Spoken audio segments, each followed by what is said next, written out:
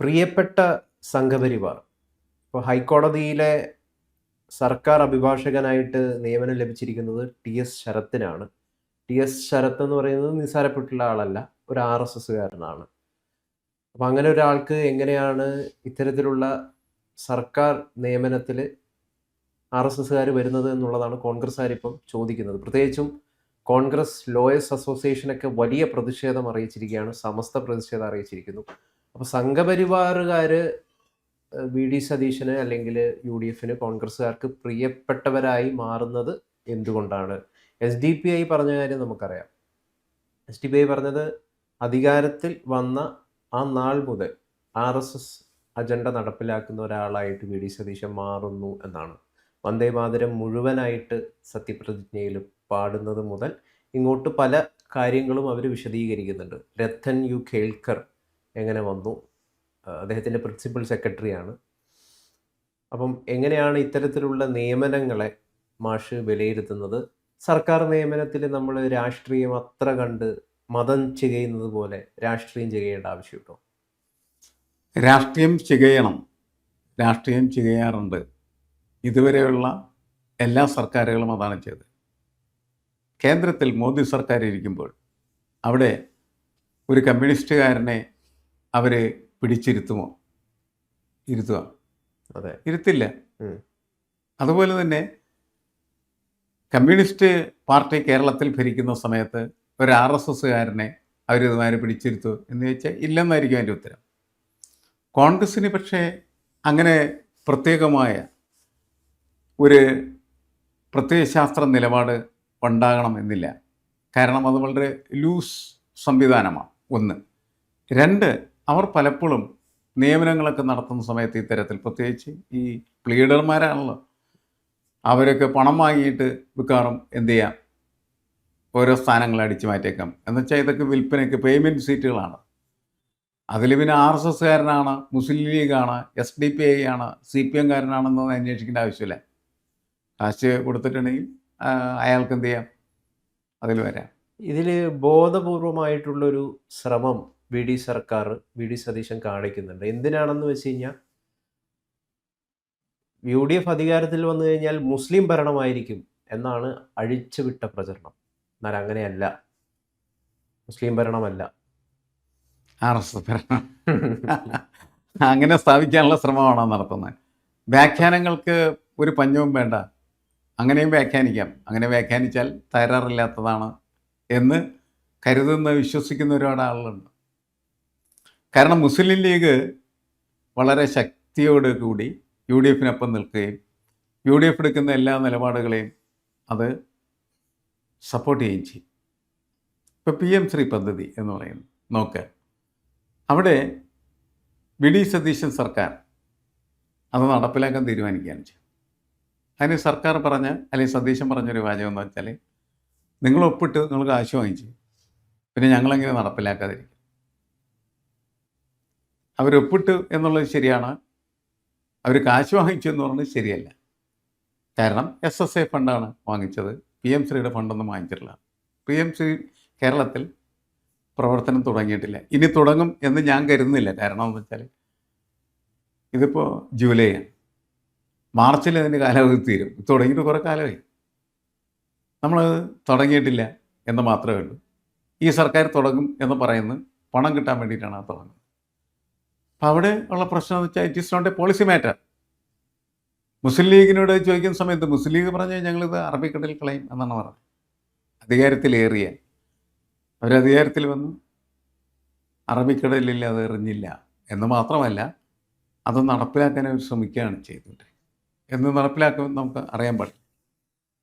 അങ്ങനെ വരുമ്പോൾ V D Satheesan എടുത്ത തീരുമാനത്തെ മുസ്ലിം ലീഗോട് അംഗീകരിച്ചിരിക്കുകയാണ് ചെയ്യുന്നത്. മുസ്ലിം ലീഗിൻ്റെ പോളിസിക്ക് തികച്ചും വിരുദ്ധമായ ഒന്ന് അതവിടെ നടപ്പിലാക്കും.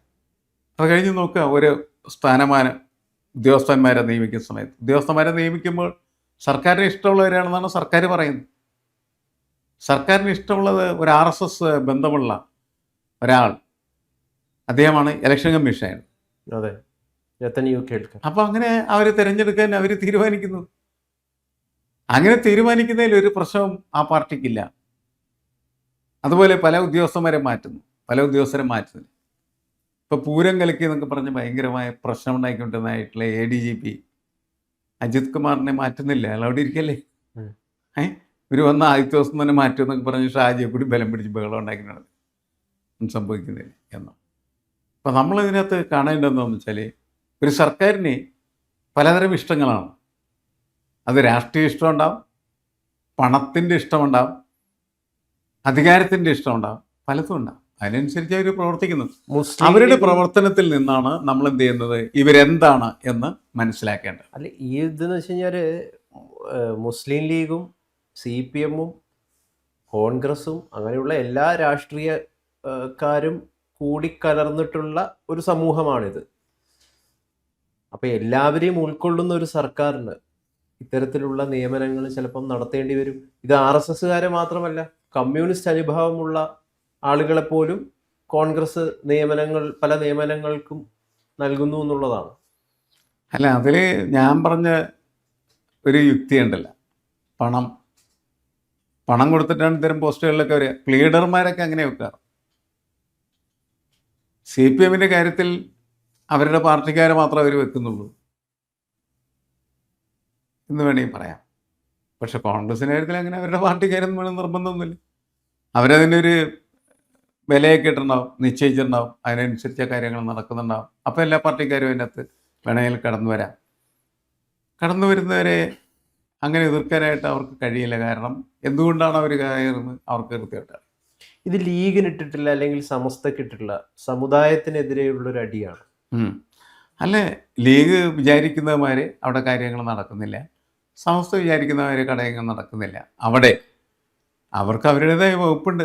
ആ വകുപ്പിലൊക്കെ അവർക്ക് അവരിഷ്ടമുള്ള കാര്യങ്ങളൊക്കെ ആയിട്ട് ഇഷ്ടമുള്ള കാര്യങ്ങളൊക്കെ ചെയ്യും, ഇഷ്ടമുള്ള ആൾക്കാരെ നിയമിക്കും. അവരത് ആഗ്രഹിക്കുന്നുള്ളൂ. ഇത് വെറുതെ പൊതുവെ ഒരു വീശലാണ്. ശരിയായില്ല എന്നൊക്കെ പറഞ്ഞു. കാരണം മറ്റുള്ളവർക്ക് ചോദിക്കും, അല്ല RSSൻ്റെ ഉദ്യോഗസ്ഥനെ അവിടെ നിയമിച്ചത് നിങ്ങൾ എന്ത് ചെയ്യും? ഞങ്ങളതിനെ എതിർത്തില്ല. അല്ല, ഈ സർക്കാരിൻ്റെ മുമ്പിൽ ഉള്ളൊരു വലിയ വെല്ലുവിളി എന്ന് പറയുന്നത് ഞങ്ങൾ നടത്തുന്നത് മുസ്ലിം ഭരണമല്ല എന്ന് കാഴ്ചവെക്കലാണ്. അങ്ങനെ അല്ലെങ്കിൽ ഒരു പ്രതീതിയെങ്കിലും രൂപപ്പെടുത്തണം. അതുകൊണ്ട് ഇടയ്ക്ക് RSS അനുഭാവം ഒക്കെ പ്രകടിപ്പിക്കേണ്ട ഒരു ഗതികേടിൽ ഇവർ വന്നു വിട്ടിട്ടില്ലേ? എനിക്കങ്ങനെ തോന്നണമൊന്നുമില്ല. കാരണം എന്ന് വെച്ചാൽ ഒരു സർക്കാർ എന്ത് ചെയ്യണം, സർക്കാരിൻ്റെ പോളിസിക്ക് അനുസരിച്ച് പ്രവർത്തിക്കും. സർക്കാരിൻ്റെ പോളിസിക്ക് അനുസരിച്ച് പ്രവർത്തിക്കുമ്പോൾ അത് മുസ്ലിം പ്രീണനമാണ് എന്ന് പറയുന്നതിൽ ഒരു കഥയുമില്ല, അല്ലെങ്കിൽ ഹിന്ദു പ്രീണനമാണ് എന്ന് പറയുന്നതിൽ കഥയില്ല, അല്ലെങ്കിൽ ഒരു പ്രീണനം നടത്തിയാൽ അതിനെ മറ്റൊരു പ്രീണനം കൊണ്ട് മറികടക്കാം എന്ന് കരുതുന്നതിലും കഥയില്ല. ഇപ്പം സർക്കാർ പോളിസി അനുസരിച്ചിട്ട് പ്ലീഡർമാരെ കോൺഗ്രസ്സുകാരെ തന്നെ നിയമിക്കണമെന്നുണ്ടോ? സർക്കാർ പോളിസി എന്ന് പറഞ്ഞാൽ സർക്കാർ നയിക്കുന്ന പാർട്ടിയുടെ പോളിസി എന്നാണ് അർത്ഥം. അതുകൊണ്ടാണല്ലോ CPM-കാരെ നിയമിച്ചിരുന്നത്. CPM-കാരെ മാത്രമല്ല, CPI-കാരെ നിയമിക്കും. അവരുടെ ഇടതുപക്ഷ ജനാധിപത്യ മുന്നണിയിൽപ്പെട്ട ആളുകൾ എന്ന് പറയുന്നവരെയൊക്കെ ഇങ്ങനെ ഏറ്റവും കൂടുതലായിട്ട് നമ്മൾ കാണുന്നത് അവിടെ അങ്ങനെയാണ്. ഒരു കഴിവില്ലാത്ത ആളുകളെ ഒക്കെ നിയമിക്കും. ഇപ്പോൾ കഴിഞ്ഞ ദിവസം എന്താണ് ഹൈബീഡിൻ്റെ ഭാര്യ അവിടെ ആയതുകൊണ്ടൊക്കെ നിയമിച്ചു എന്ന് പറഞ്ഞ പ്രശ്നങ്ങളുണ്ടാകും. നേരത്തെ വീണ ജോർജിൻ്റെ സഹോദരിയുടെ കാര്യം പറഞ്ഞു. ഇവരുടെ ബന്ധുക്കളും അതേപോലെ തന്നെ പാർട്ടിക്കാരും ഒക്കെ ആളുകൾ അവർക്ക് കഴിവുണ്ടോ ഇല്ലെന്നുള്ള പ്രശ്നമുള്ള ഐറ്റങ്ങളൊക്കെ പറക്കി കൂട്ടി വെക്കുന്ന ഒരു പ്രക്രിയയാണത്. പക്ഷേ സ്ഥിരമായി നടന്നുകൊണ്ടിരിക്കുകയാണ്. അല്ല, പക്ഷെ അതിന് വിരുദ്ധമായിട്ടുള്ള നല്ലൊരു മാതൃകയല്ലേ അങ്ങനെ അല്ലാത്ത ഒരാളെ നിയമിക്കുമ്പോൾ ഉണ്ടാകും? അതെ, അത് പോളിസി അവർ കോൺഗ്രസ് പ്രഖ്യാപിക്കാൻ ഞങ്ങൾ കുറച്ച് RSSകാരെയൊക്കെ അതിനകത്ത് നിയമിക്കാൻ പോകണ്ട എന്ന് പറഞ്ഞാൽ ഈ കോൺഗ്രസ്സുകാരുടെ ലോയേഴ്സ് അസോസിയേഷനില്ല അവരുടെ അവരുടെ ആ സംഘടന കോൺഗ്രസ് അസോസിയേഷൻ, അവരെന്തിനാ ഇതിനെ എതിർക്കണം? പക്ഷെ യോഗ്യതയാണ് യഥാർത്ഥത്തിൽ മാനദണ്ഡം. ഒരാളുടെ ജാതി പോട്ടെ, മതമല്ല. ഇവിടെ പലപ്പോഴും രാഷ്ട്രീയം വല്ലാതെ ഇവിടെ രാഷ്ട്രീയവും മതവും എല്ലാ സാധനവും പണവും ഒക്കെ കൂടി കലർന്നിട്ടുള്ള പ്രയോഗങ്ങളാണ് നടന്നിട്ടിരിക്കുന്നത്. നമ്മളത് ഇരുന്ന് ചർച്ച ചെയ്തിട്ടൊരു കാര്യമില്ല എന്നാണ് എനിക്ക് തോന്നുന്നത്. കാരണം ഇവരിത് സ്ഥിരമായി ഇങ്ങനെ നടത്തിക്കൊണ്ടിരിക്കും. ഏറ്റവും രസകരമായിട്ടുള്ള കാര്യം ഈ ഗവൺമെൻറ് പ്ലീഡർമാരെന്ന് പറഞ്ഞാൽ ഘോഷയാത്രയായിട്ട് ദൂരം വരെ നിയമിക്കുന്നത്. അവർ എന്താ ചെയ്യണത്? അവർ സർക്കാരിൻ്റെ ഒരൊറ്റ കേസ് പോലും ജയിക്കില്ല. സർക്കാരിൻ്റെ കേസ് തോൽപ്പിക്കാൻ വേണ്ടി ചിലപ്പോൾ അവരെന്ത് ചെയ്യുമെന്ന് വെച്ചാൽ പണം വാങ്ങി അതിനനുസരിച്ചും വേണമെങ്കിൽ എന്ത് ചെയ്യും, ബാധിച്ച് കളയും. ഭയങ്കരന്മാരാണ് അവർ. അപ്പം ഇങ്ങനെയൊക്കെയുള്ള നിയമങ്ങൾ നടത്തുന്നത് രാഷ്ട്രീയ ഇഷ്ടത്തിൻ്റെ പേരിലാണ്. രാഷ്ട്രീയ ഇഷ്ടം എന്ന് പറയുന്നത് പലതരത്തിലാണ്. പണം ഒരു ഇഷ്ടമാണ്, ബന്ധു മറ്റൊരു ഇഷ്ടമാണ്. അപ്പോൾ ഈ ബന്ധുത്വത്തിൻ്റെയും അതേപോലെ പണത്തിൻ്റെയും പിന്നെ പാർട്ടി, അതിൻ്റെ അടിസ്ഥാനത്തിലൊക്കെ നിയമനങ്ങൾ ഇങ്ങനെ നടക്കും. എന്തായാലും പണത്തിൻ്റെ അടിസ്ഥാനത്തിൽ നിയമനം നടത്തുന്നതാണ് വേറെ പാർട്ടിക്കാരൊക്കെ കയറി വരുന്നത്. RSS എന്ന് പറയുന്നത് നമുക്ക് ഒരിക്കലും മാറ്റി നിർത്താൻ പറ്റാത്ത ഒരു വലിയ ശക്തിയാണ് നമ്മുടെ സമൂഹത്തിൽ. അതെ, RSSനെ എന്തിനാ മാറ്റി വെക്കുന്ന? അവർ അതിൻ്റെ കൂടെ ചേർത്താൽ പോരെ എല്ലാവരും. ഇപ്പം VC-മാര് ആ മോഹൻ ഭാഗവതിന്റെ പരിപാടിയിൽ പങ്കെടുക്കുന്നു. ആ അത് മാത്രമല്ല, നമ്മുടെ ഗവർണർ RSSകാരനാണ്. അദ്ദേഹം വെറുതെ ഒരു ഗവർണറല്ല, RSS ഗവർണർ. അദ്ദേഹത്തിൻ്റെ എല്ലാ പരിപാടികളെന്ന് പറഞ്ഞാൽ RSSൻ്റെ പരിപാടികൾ. അദ്ദേഹത്തിന് അധികാരമുള്ളതായാലും ഇല്ലെങ്കിലും അദ്ദേഹം ആ അധികാരം മുഴുവൻ RSSന് വേണ്ടി പ്രയോഗിക്കുന്നു. അങ്ങനെയാണ് സെനറ്റിലും സിൻഡിക്കേറ്റിലും അതേപോലെ തന്നെ VC-മാരും ഒക്കെ അദ്ദേഹം പറയുന്ന ആളുകൾ എടുത്തു വെക്കുന്നതല്ലേ. അത് വ്യാപകമായിട്ടുള്ള രീതിയിൽ നടക്കുന്നു. അതിനെ എതിർക്കാൻ പോലുള്ള ശേഷി സർക്കാരിനില്ല എന്ന് നമ്മൾ തിരിച്ചറിയുന്നു. കുറേ ഒച്ചപ്പാടും ബഹളമൊക്കെ ഇവരൊക്കെ ഉണ്ടാക്കത്തുള്ളൂ, അതിനപ്പുറത്ത് വേറൊന്നും സംഭവിക്കുന്നില്ല എന്നുള്ളതാണ്. എന്തായാലും പ്രിയപ്പെട്ടവരാണ് സംഘപരിവാർ. അല്ല, ഇത് പലതരത്തിലാണ്. ഞാൻ നേരത്തെ പറഞ്ഞ നമ്മളിത് സംഘപരിവാറിനോടുള്ള പ്രിയം മാത്രമല്ല, പണത്തിനോടുള്ള പ്രിയമൊക്കെ അതിനകത്ത് വളരെ പ്രധാനപ്പെട്ടത് തന്നെയാണ്.